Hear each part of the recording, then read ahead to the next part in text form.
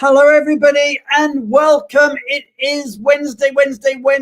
We are in February. It's February the 7th, and we've got an amazing show for you today. We're going to be talking about harnessing AI to support global mobility. And we've got people coming in from all over the world. I see we've got Heather's come in from Florida. We've got Lynn's come in. We've got Werner Cluster's coming from a sunny South Africa. Oh, very, very jealous there. We've got people coming in from all over the world. Numbers are building, and I'm not surprised because we're going to be talking about that in a moment. But we are in really the next industrial revolution, and you cannot underestimate the importance of what is going on. We've got people coming. I see John coming in from Cascais in Portugal, another lovely part of the world, from Philadelphia. We've got Mark Howdy from Dallas in Texas. We've got Bindu all the way from Bangalore. Namaste to you. So it's wonderful that you know how it works, everybody. Please join in the conversation. Tell us who you are, where you are. Let's build this community out. We've got lots of exciting news for you today, lots of exciting breaking news, and a great subject. And we've got a wonderful change maker in our green room as well. So everything to watch today as we go forward. But I know a lot of you also want your GPA, your credits. So here they are. You can get GMS credits. You can get CRP credits, courtesy to our good friends at ERC. You can get your HRCI credits. You can get your SHRM credits. I'll let this flow past for a moment or two so you can take your credit numbers. If you need the credits, then just jot down the code as it goes past, whether it's SHRM or HRCI or ERC credits. Take a screenshot, write it down with pen and paper, get your camera out, whatever. But make sure if you want those credits, you are there. People coming from, who have we got? I can see Alicia from Wisconsin. We've got Yash from New Delhi. So people coming in from all over the world. Now, anyway, today we're talking about harnessing AI and all that good sort of stuff regarding how that's going to impact GME, how it's going to impact global mobility. But next week, I really want you to join us next week, because next week, today's February the 7th, and you know what that means. Next week is Valentine's Day. It's February the 14th, and we're going to be all loved up next week. We've got a really special show for you all called Love on Assignment. And we're going to have not one, not two, but 3 global mobility professionals who either moved on assignment with their partners or met their partners on assignment. And we're going to be talking about all those issues. And yes, there are global mobility issues that surround love. So love on assignment, love on the expat, love in the expat. That's going to be with us next week. Anyway, what's happened in the last week? What's happened in the last 7 days in our wonderful industry? Well, as always, we've got all the breaking news. So let's find out what's been going on in the wonderful world of global mobility over the last 7 days.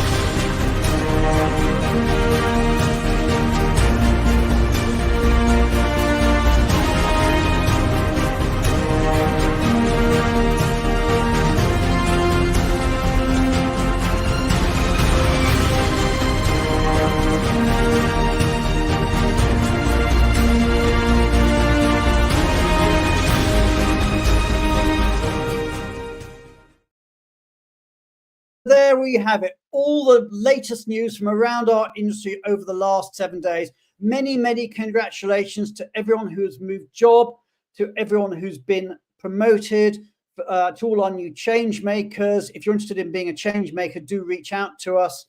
To everyone everyone's who's been promoted. A particular congratulations to everybody at Mobilitas and to Santa Fe for that news that broke earlier today, that Santa Fe has been acquired by Mobilitas. So huge news for our industry. And as I said, congratulations to everybody at Mobilitas and to everybody at Santa Fe, and we wish you all well and a very successful integration. So big shout out there. And of course, if you are looking for a job, there's lots of job opportunities. We will publish those job opportunities every week. If you have a job opportunity you want to share with the industry, then do reach out to us and we'll try and put it in the video in a future week. And indeed, if you've been promoted or you're looking, you've been promoted or you've got a new job, then again, let us know and we'll make sure we can do what we can to publicize it to our industry. Anyway, moving on, let's talk immigration. As ever, we have with us the wonderful Julia Onslow-Cole, who's going to be giving us this week's immigration update. So everybody, hit the heart button, hit the like button, hit the applause button, and let's welcome to the stage Julia Onslow-Cole.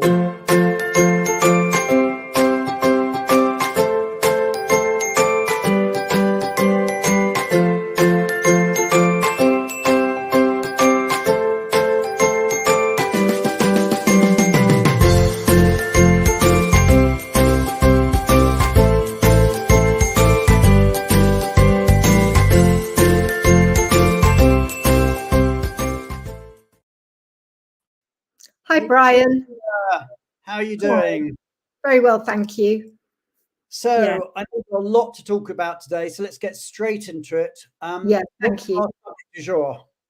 So today I'm just going to talk about global business travel. Big thank you to the fantastic nomadic team that we have at Fragaman and to Jen Fackelman in particular. When I reflected on this whole topic, Brian, I remembered that in January 2020, we were talking in the start of the pandemic, and we kept saying, when will business travel be, up to the pre-pandemic levels? And we all thought about 6 months, and actually it's just now we're seeing them at pre-pandemic levels. So we were about 4 years out. So what we're seeing now is quite high levels of travel back to pre-pandemic levels, but we're seeing these big trends. So the big trends on business travel are that we're seeing more professionals traveling, and really for bespoke network events, and really with meaning. So very thoughtful travel, increased diversity, which is a brilliant thing of the demographics of the business travel.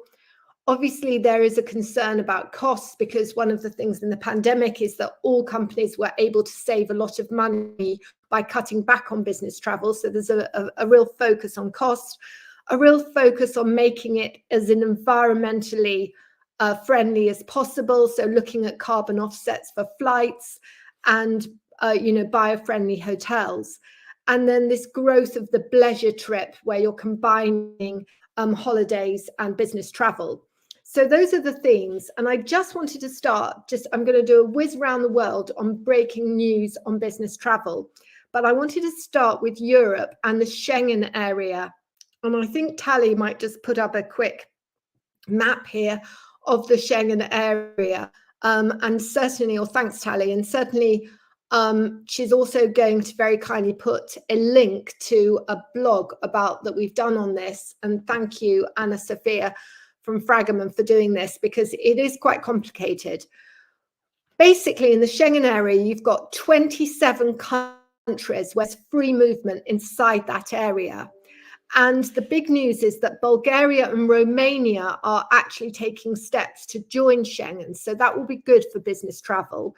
At the moment, there will be there are discussions about border checks at sea and air, in the sea and air, but nothing on land. But this is really good news. But what it means in the Schengen area is that it's visa-free travel around the area, or border-free travel. And then some nationalities require a visa to go into Schengen. Some visa-free UK, US citizens, and then they're given an allowance mostly about 90 days. Obviously, you have to be very careful about exactly what you do. But then if you need a visa, you'd get a Schengen C visa. Now, there's some big changes. I don't know if you have been reading the papers, but there's this ETIAS scheme, and that's been talked about for a long time in Europe, which is like a pre-travel authorization, but that's not coming in until mid-2025 now. But before that, the Schengen area is going to have a digital border scheme, and that's called the EES, Entry Exit System. And this means that even if you're, say, a UK citizen or you're US and you're used to just going around Schengen, you're going to have to start to go through these digital borders when this EES system comes in. And then when the EES system comes in, you're going to have to do when it comes in, the pre-authorization. So in short, no, we don't. The EES system will come in before the ETIAS scheme. I mean, just what it means in simplest terms is that those who have actually no problem in going around might find that they're going to have to show their passports in the electronically at gates. Now, what this does mean for businesses is that there's going to be a greater compliance, because all these systems will be joined up.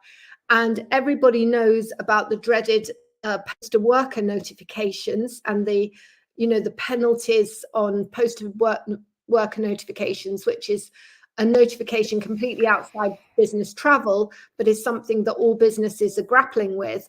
And there is going to be an increased emphasis on compliance with all of these other systems coming into play. So that's the news in Europe. China has is allowing visa-free travel for 15 days, which is really good. It's really good. France, Germany, Italy, Netherlands, Spain, Malaysia, and they're going to add Ireland and Switzerland. And they're trying to encourage people to go on business trips to China. So that, taking out all the hassle of the visa, that's great. Malaysia has actually introduced a new Malaysia digital arrival card, so that if you have any business travelers going to Malaysia, they now have to, within 3 days before arrival, it's mandatory to most nationalities to fill that in. The other thing in Saudi Arabia is that there are so many different portals, so it's really, really complex if you want to go on a business trip to Saudi Arabia. And they're now introducing one portal. But I actually had a call with the Arabia office this morning, and I said, in my notes I've been given, it looks like, this new platform to apply for business visas is really amazing. And they said, well, we've actually just tried it out and it's not quite built properly yet, or not quite finished yet. And one person actually tried to apply and they couldn't actually get through to the payment end of it. So it's just it's in its sort of beta testing, to be fair. But the direction of travel is so positive. It just means that instead of using all these different portals, you're going to be able to have a much better experience applying for a business visit to Saudi Arabia. But underlying rules haven't changed. And then finally, I just wanted to touch on Kenya. Again, Kenya has announced a visa-free digital platform for all travelers into Kenya. Kenya was one of those countries which were amazing during the pandemic and really good at digitalization. And so this is a really good incentive for people to do business in Kenya. And then finally, I think you will have all heard about the electronic authorization program in the UK. So again, this again, it's just a sort of pre-travel authorization. It just helps governments check out people, get permission to use their biometrics. And that has been rolled out to Middle Eastern countries. Qatar's been rolled out, and soon Bahrain, Kuwait, Jordan, Oman, Saudi Arabia, and the UAE, that you'll have to apply for the ETA. So that's just a really whizzy roundup of business travel. Do read the blog from Anna Sophia, which just goes into a bit more of a deep dive about the Schengen area. Amazing, Julia. What a tour de force going around the globe with all those changes. Really, really appreciate it. We'll see you at the end of the show, but thank you for everything you do for industry. We're now going to move on to meet our change maker of the week. And I'm super excited that we have in our green room, and you'll be delighted to meet him too, Nikolai Wassman from Novo Nordisk. So everybody, you know how it works. Let's show a little bit of thanks to Julia and welcome to Nikolai by hit the heart button, hit the like button, hit the applause button, and let's welcome to the stage Nikolai Wassman.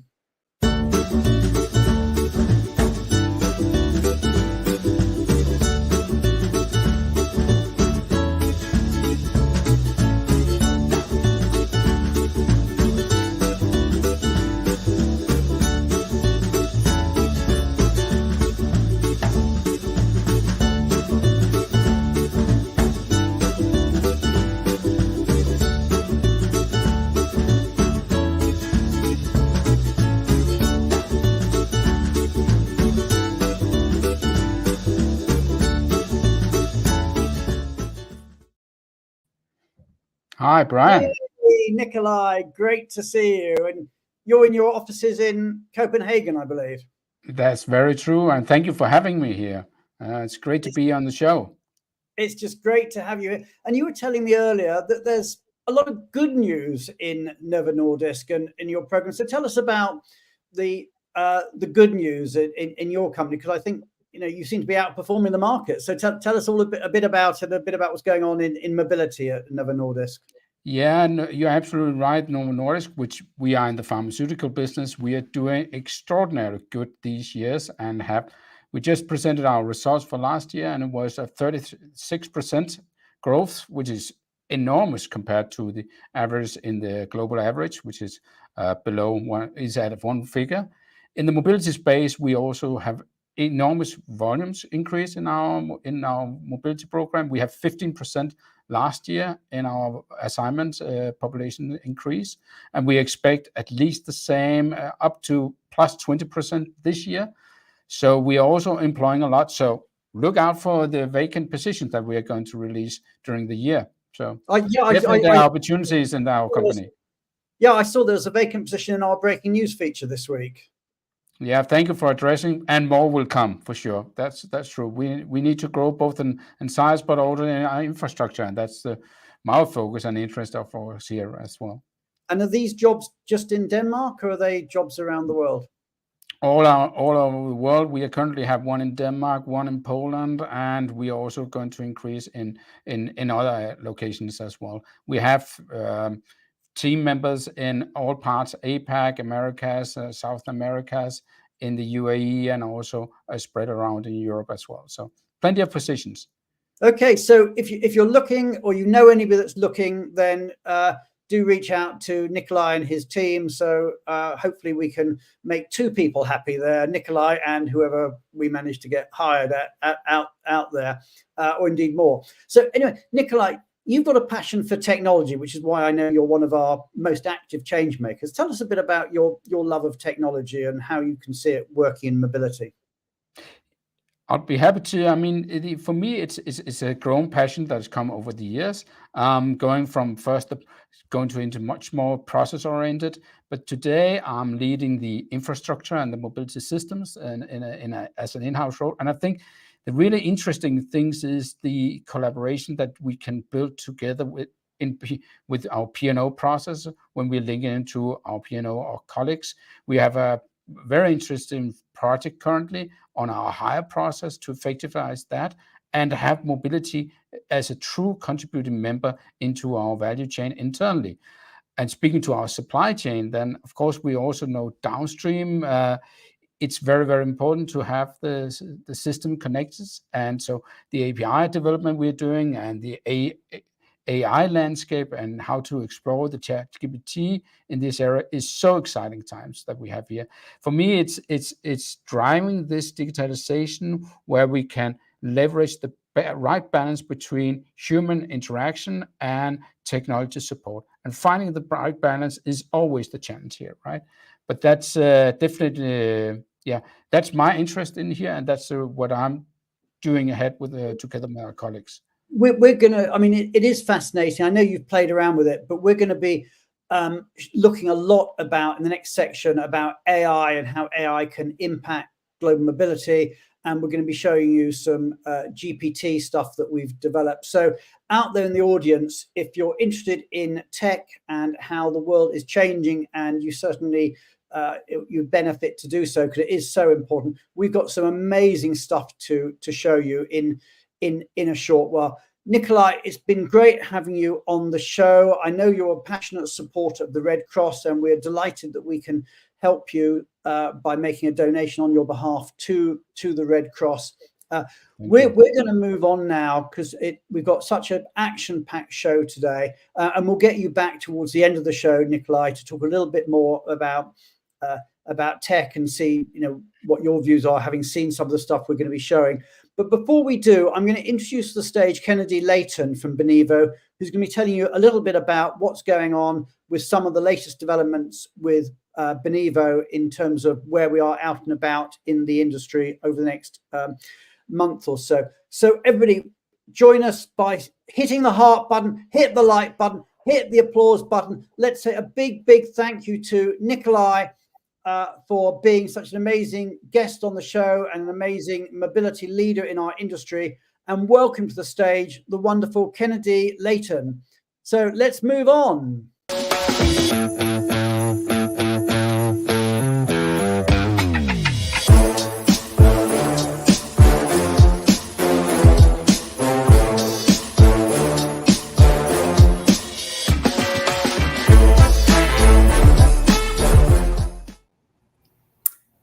Hi, Brian. Hey, how you doing? Good. How are you? Yeah, good. So tell me, what's going on? I just have a few pretty quick Benivo updates for everybody today. First, mark your calendars for March 1st for the FEM Amsterdam conference. Benivo's Beth and Tom will be in attendance. And then the night before that, on February 29th, you can join them for a corporate-only Benivo Tech Connect session. Also, at the FEM event, you do not want to miss out on Beth's roundtable discussion. She's going to be focusing on conversation around integrating high-touch personal support with advanced technology. And those are the only 3 updates I have for you guys today. But of course, there's never a dull moment here at Benivo. Absolutely. Thank you so much for that. And certainly, FEM Amsterdam is always a great event. So hopefully lots of people are going there, and good luck to everybody. Absolutely. FEM for running the event. And I hope everybody who's there has a fantastic time with lots of great networking. So let's now talk about how you can harness AI for global mobility. And I'm super excited that we've got as our guests today, we've got Nitzan Yudan, who's the CEO of Benivo, but also we've got actually our very own producer, Taly, joining us on the show. For those of you who sort of see Taly in the background so much, but you don't actually get to know her, this is Taly on the show as a real GPT and tech champion together with Nitzan. And we're going to do some live demos today. I think everyone is going to find it absolutely fascinating. So everybody, hit the heart button, hit the like button, hit the applause button, and let's welcome to the stage Nitzan and Taly.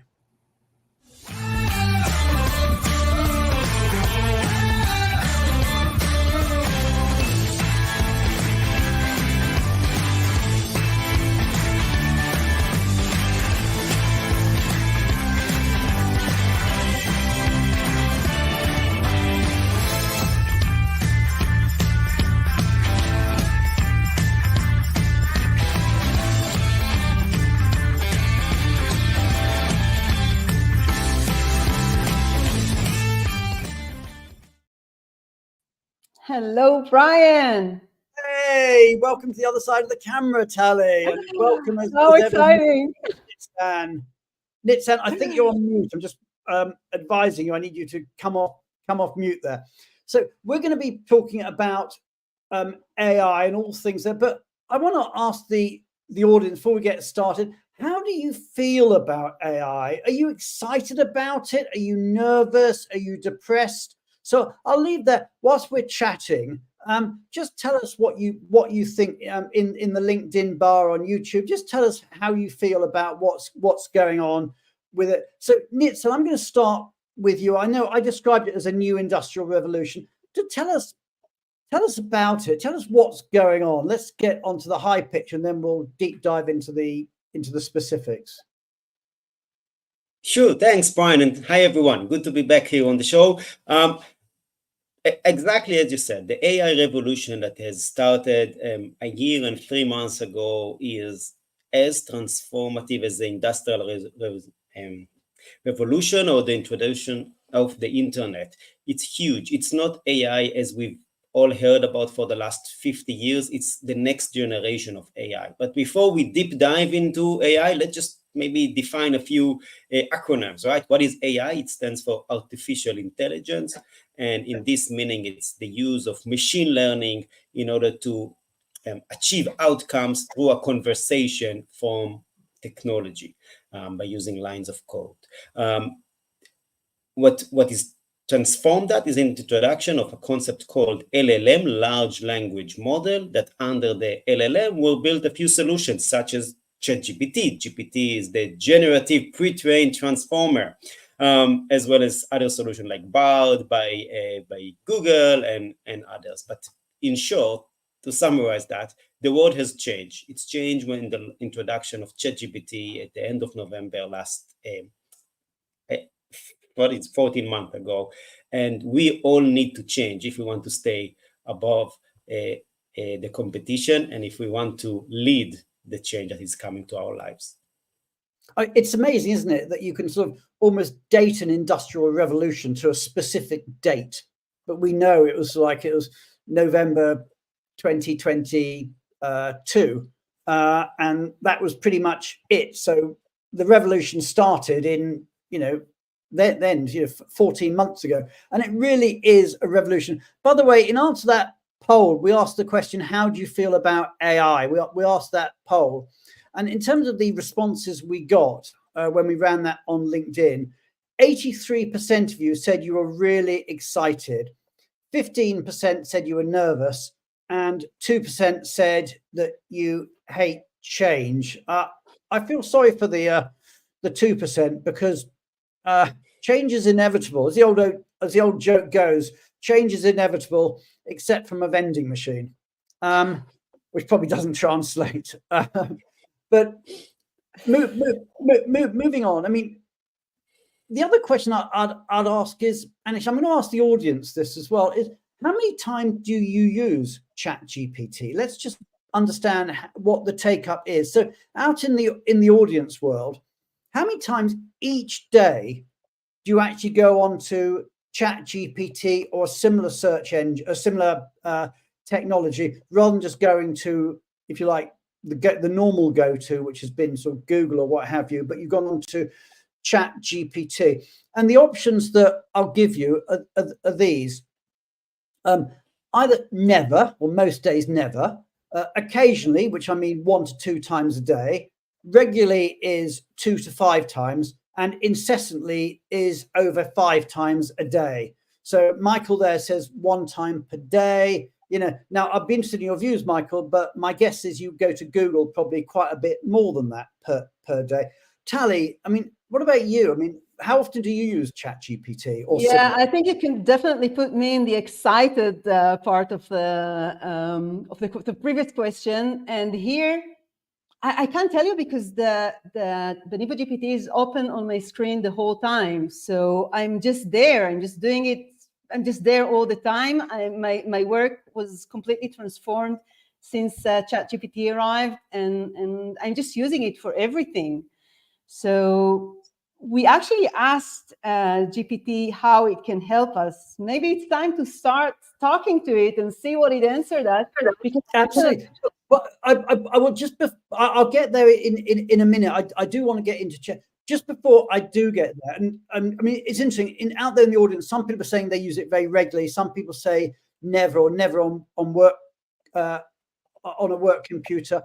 That raises a couple of questions. First of all, if you haven't used it or you don't use it regularly, then please watch this show, and I think we're going to blow your brains in terms of what it can do and how it can help you.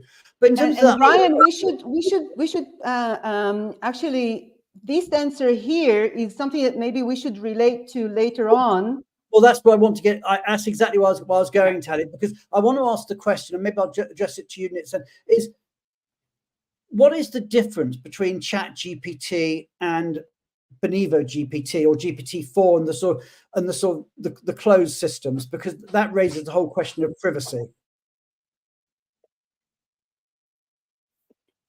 Yeah, so let's talk, from AI and move that a little bit into general, into mobility, and focus about what is BenivoGPT, right? So in Benivo, we very excited about the GPT revolution, and we're able to launch last year the first iteration of that with Microsoft as our design partner, and we will show today the bot that is under BenivoGPT, but it's not the only thing. It's a whole revolution of how we look at data and knowledge. I'll give a few examples.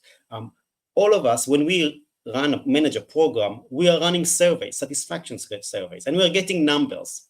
Okay, but the number is not really where the information is. It's always in the comments. But what do we do when we have hundreds or thousands of comments? We can't just read them.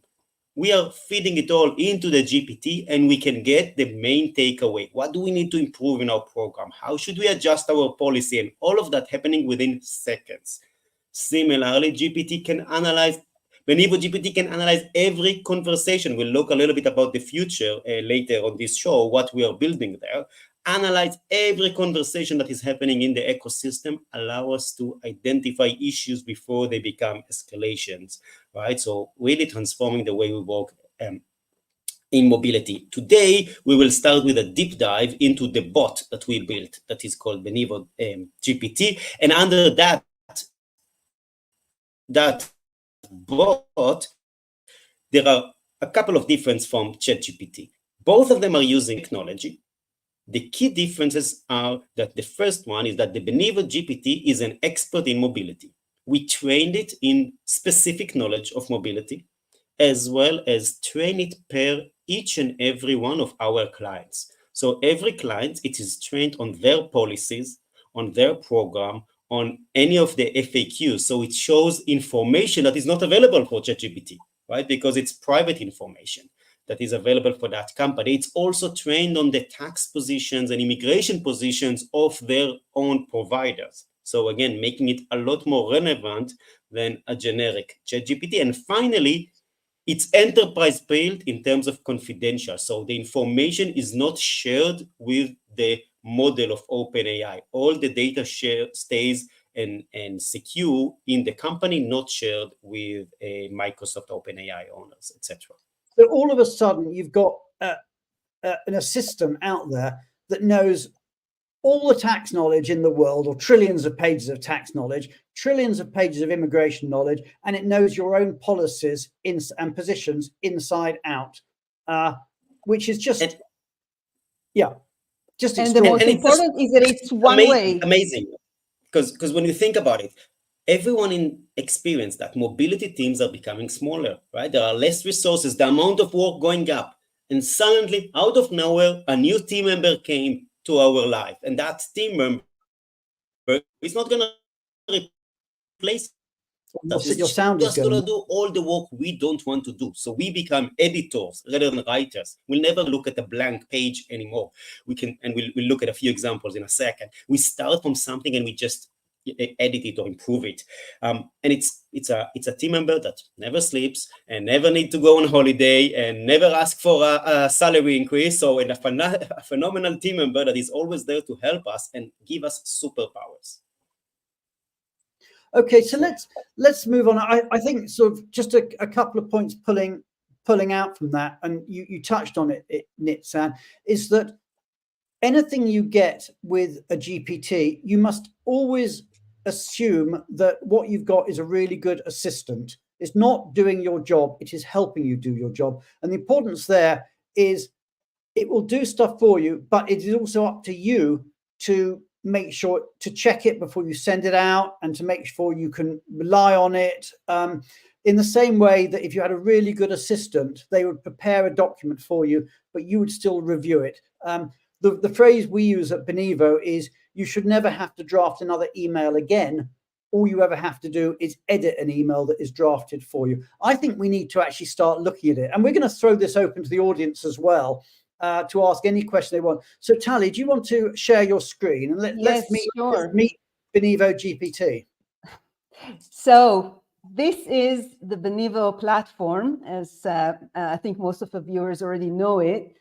This is the employee side, but we want to move to the management side. And in the management side, we have this blue button here that takes us to the whole world of the new GPT assistant, the BenivoGPT. So this is the Benivo. Welcome to the BenivoGPT. Right. And so let's start off. If anybody in the audience wants to ask us a question, anything you want to do with mobility, and then whilst we're waiting, maybe Taly, if there's a question you want to ask it, so I can see you've got some there. But let's ask it a question and then see if anything comes up from the audience. But feel free to ask us any question that you want. Brian, do you want to ask something maybe about tax, something about taxation? Would that work? Okay. Yeah. So here's a question that I prepared. Sorry? What did you say? After that, let's ask it what the global mobility should do. We can ask that. Okay, well, let's go with the global mobility manager. Okay, I'm a global mobility manager.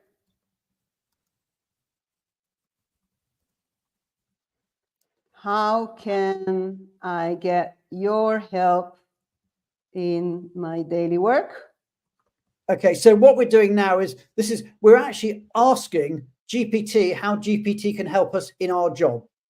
Mm-hmm. Okay, so the answer should come up there. It takes a few moments for it to think and to come up with the answer, and that's going to come up any second now. So okay, so I know the font is quite small, so maybe Taly just read out a couple of things. Yeah, I can read. I'm going to use my glasses.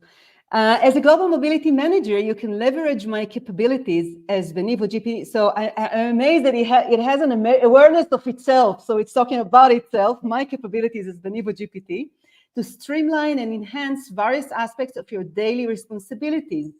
What are they? For example, policy development and updates.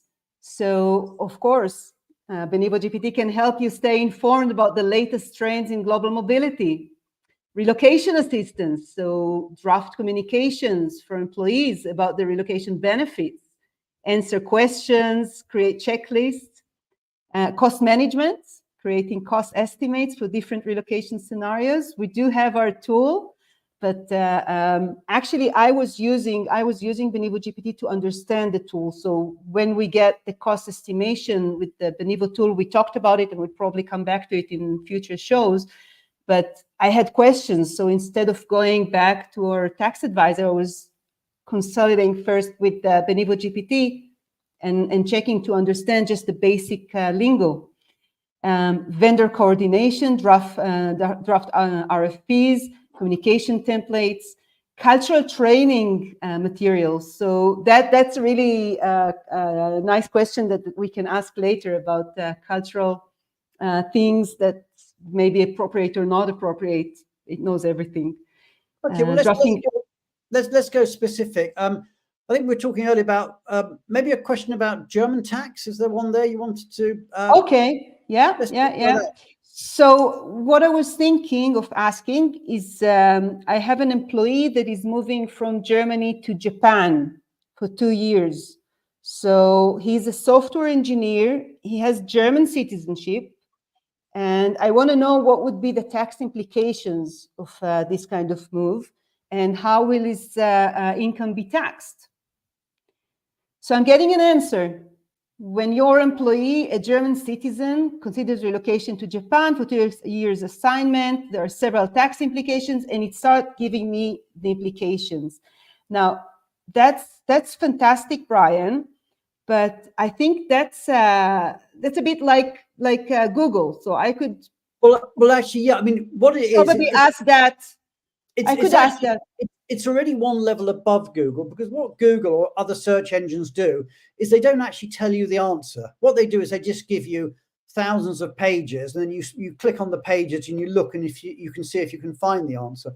What this does, if you like, at level 1, is it gives you the answer, and that's what we got there. But level 2, which is I think what we're going to come on to now, is you can actually then do something with that answer. Exactly, so, because why would I ask this question?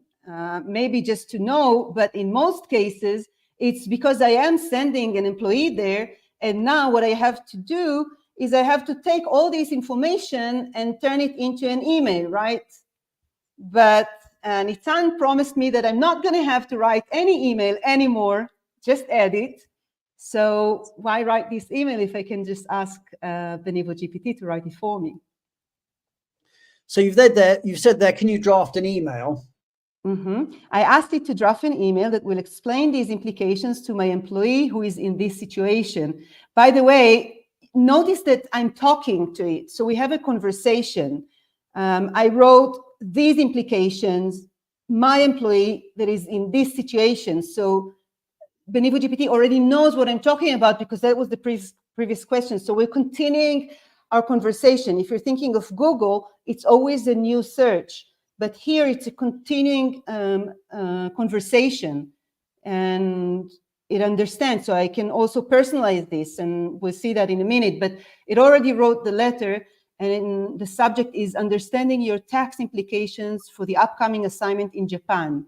Dear, it doesn't know the employee name yet. We're going to have to come up with this name. I hope this message finds you well as you're considering the opportunity for 2-year assignment in Japan. And it goes into explaining everything. Okay? Go one stage further, Taly. I mean, that's amazing. But we're now sending this to a German employee. Why don't we say, translate it into German? Okay, let's first say that my employee's name is John, because we want it to be personalized, right? Please. I always tend to write please. I don't know why. Translate the email to German and direct it to John. I'll answer in the meantime as you send it a few questions that I see came in the comment, right? First, I was going to say we've got a few questions coming in. Yeah. So let me just take some of them. Janet, Janet? She said, is BenivoGPT free? So it's included with the Benivo prices. So anyone who is a Benivo client has access to a BenivoGPT. It's also included to the change makers. So that's what I wanted to say. If you're a change maker, you have access to it. Every change maker has access on the Benivo Changemaker platform to BenivoGPT. And we are running training sessions about how to use that. So reach out to Taly if you want to participate in one of those sessions. It's hands-on support to be an expert in GPT, win superpowers. And let me take a couple of other comments and questions as well. Jacqueline, hi to Jacqueline. She said, fantastic tool. For privacy reasons, we decided not to use the open platform nor a shared platform. We set up our own GPT account because we want to be 100% sure we own our own data. And this is 100%, this is a private account. So there's no sharing here. But another question coming from Marie Sophie. She said, has BenivoGPT access to the latest information on changes in tax and immigration? What's the delay there?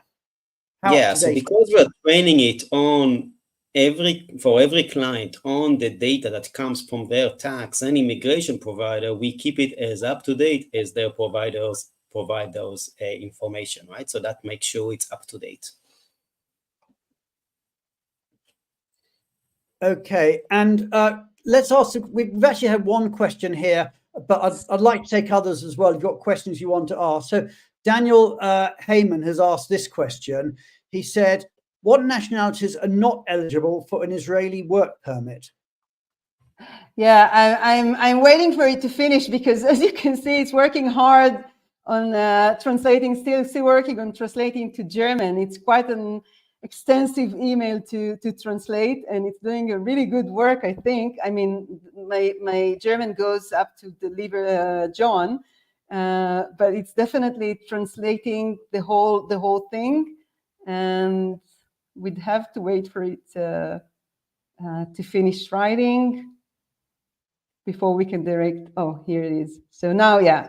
So what nationalities are not eligible for an Israeli work permit?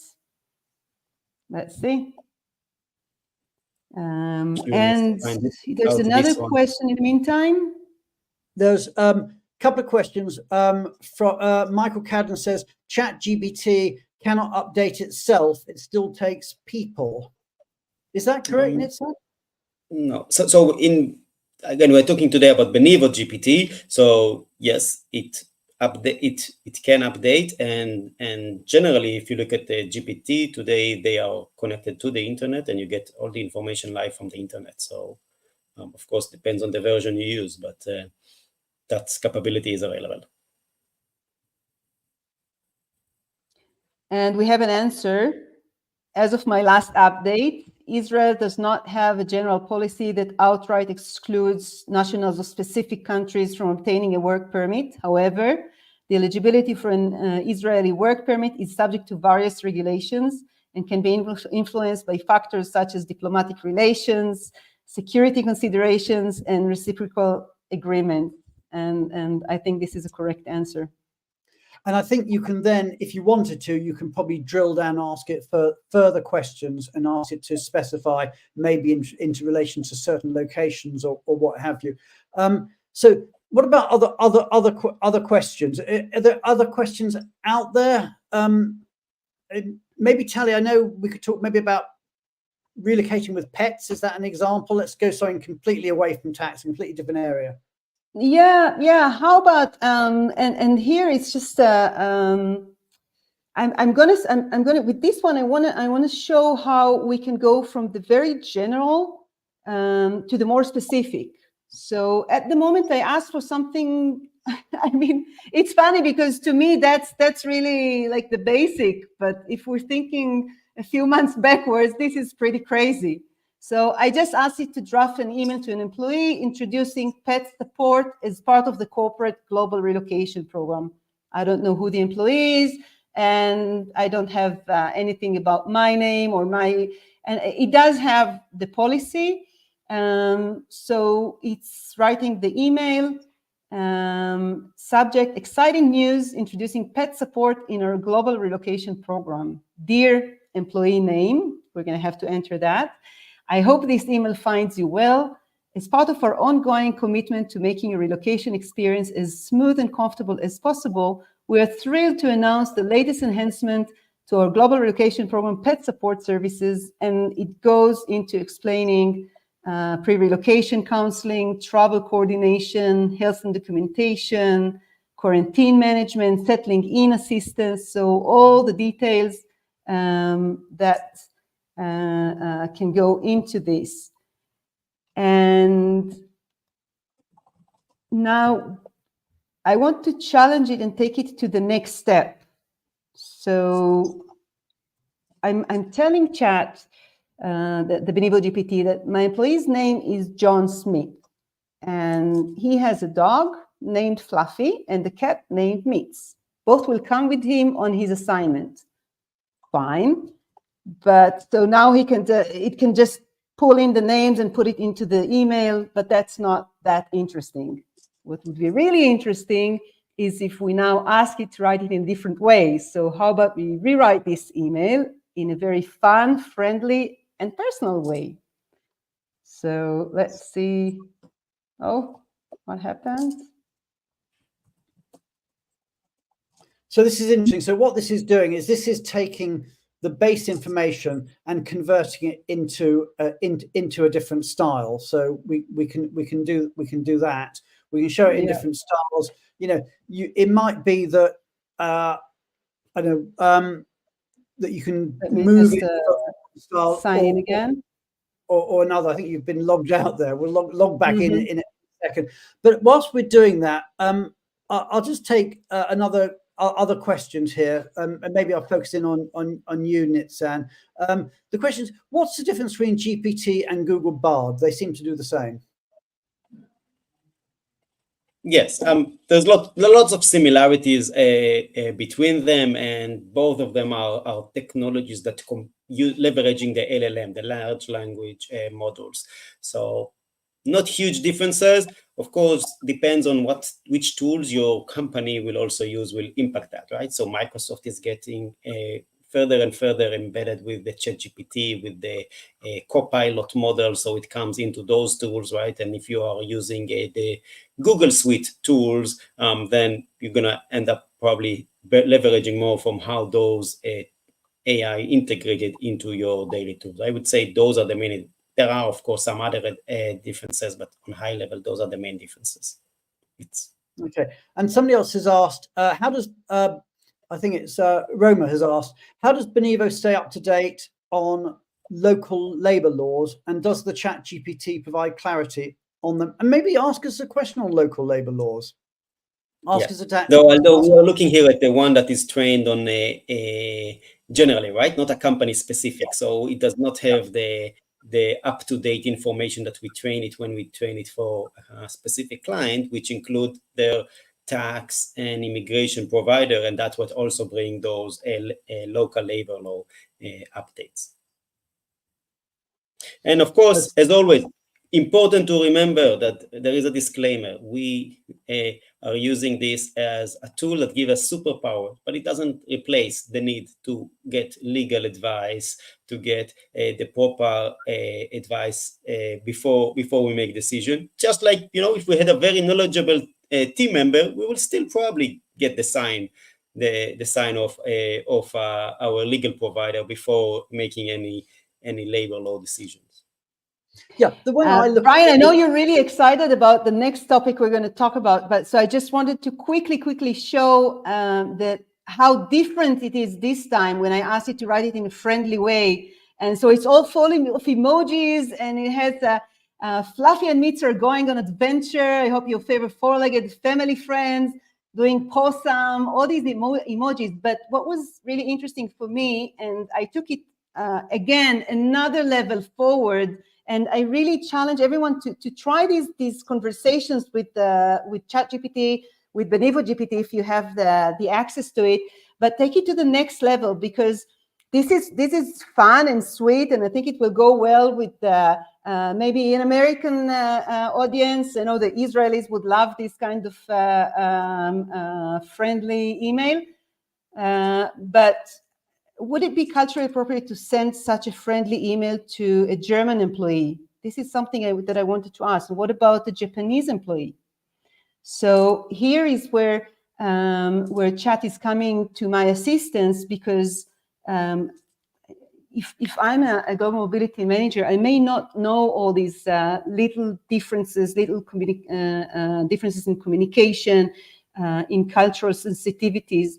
And I need to be aware of these things. So it will definitely tell me that it's not that appropriate, and that the style of communication should be different, both in Germany and in Japan. So this bot has got cultural sensitivity. Yes. You can adjust it for cultural sensitivity. I do want to move on to another subject, because we've talked about GPT and BenivoGPT, and it's just blowing my mind. But there's another area that blows my mind just as much, even possibly more. We've talked about it a little bit on the show, but now we've got you on the show, Nitzan, and I really want to get into this. Tell me about sentiment analysis, because for those who haven't heard of it, this is just to me, it's just mind-blowing. So tell me about sentiment analysis. So in many ways, right, the way we are trying to gather today information about what's going on is either we are being CC'd on every email and we need to read and remember and try to read between the lines, or we need to run surveys. So many surveys we've all seen, right? But what if there was a way to just get the data out of those conversations and identify in real time, how do people feel? How do they engage? Are things going in the right way, in the wrong way? And not just to wait till the end of the service to figure out that did not go well, but actually to get it in real time, even before someone had an escalation, and then to be able to action on that. So the answer to that is yes, that's what sentiment analysis does. And I think Taly has a few things to show us. Yes.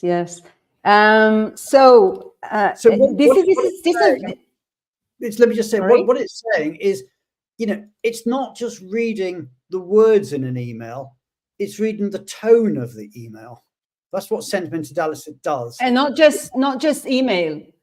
So we're giving you a glimpse to the future.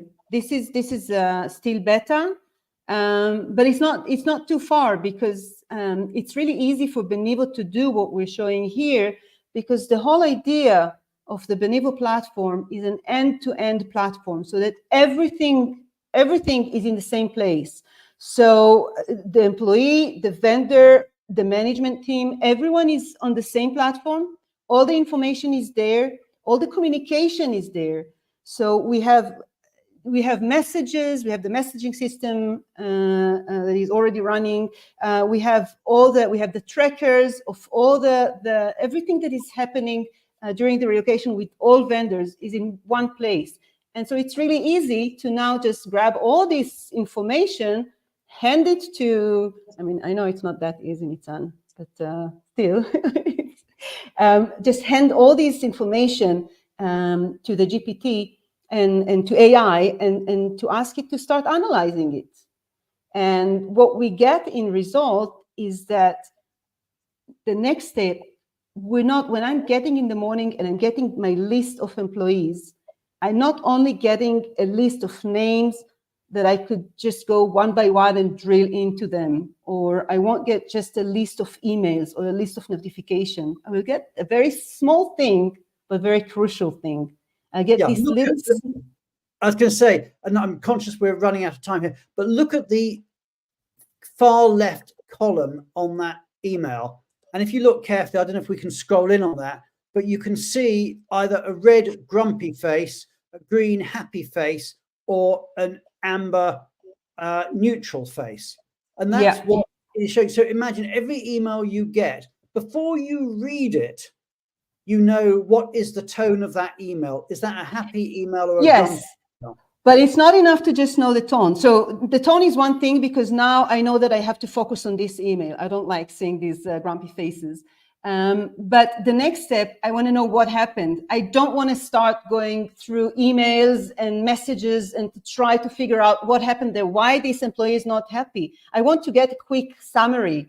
I want AI, my AI assistant, to go ahead and grab all the information that it has on the platform to give me a summary. So this grumpy face is because an employee requested to modify a booking due to family emergency, and something happened there with the budget. So I already have my my summary. This is a good start.